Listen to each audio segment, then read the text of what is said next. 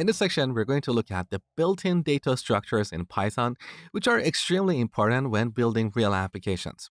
First, we're going to look at lists, and then we'll look at tuples, sets, and dictionaries. So earlier you have seen that we can use square brackets to define a list or a sequence of objects. In between these brackets, we can have objects of any type. So we can have a list of strings like this, and then assign it to a variable like letters. We can also have a list of numbers, booleans, or even a list of lists. Let me show you. So here we have a list. Each item in this list will be a list itself. So here's the first item, which is a list of 2 items. Now let's add another item to our main or parent list. This item is also a list with 2 items. So now we have a matrix, which is a 2-dimensional list. Now let me show you some cool tricks. Let's say you want to have a list of 100 zeros. You don't want to manually create that like this. That's very ugly. Let me show you a better way. So we define a list of 1 item, 1 0, and then we can multiply it by 100. And the result will be this. Let me show you. Print zeros. Here it is. There you go. So using a star or an asterisk, we can repeat the items in a list. Now, similarly, we can use a plus to concatenate multiple lists. Let me show you. So first, I'm going to change this to 5.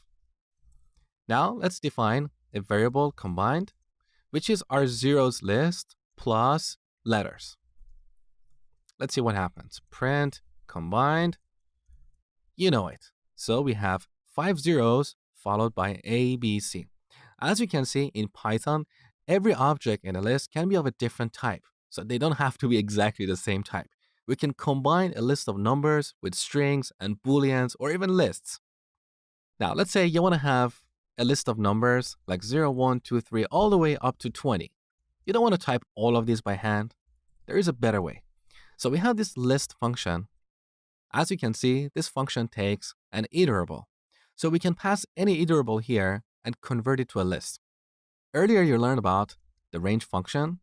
This function returns a range object which is iterable, which means we can iterate or loop over it. So here we can call this function and pass 20. And with this, we can create a list of numbers from 0 to 20.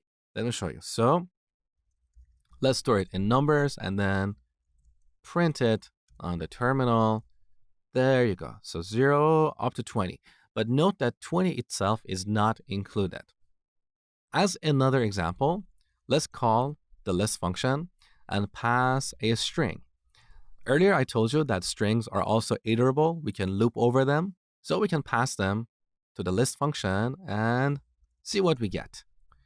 Let's print chars on the terminal. So you can see each character in our original string is an item in this list. So these are a few different ways to create a list in Python. Now that we have a list, we can get the number of items in that list using the len function. So here we can print the len or length of chars. Let's take a look. So we have 11 items in this list.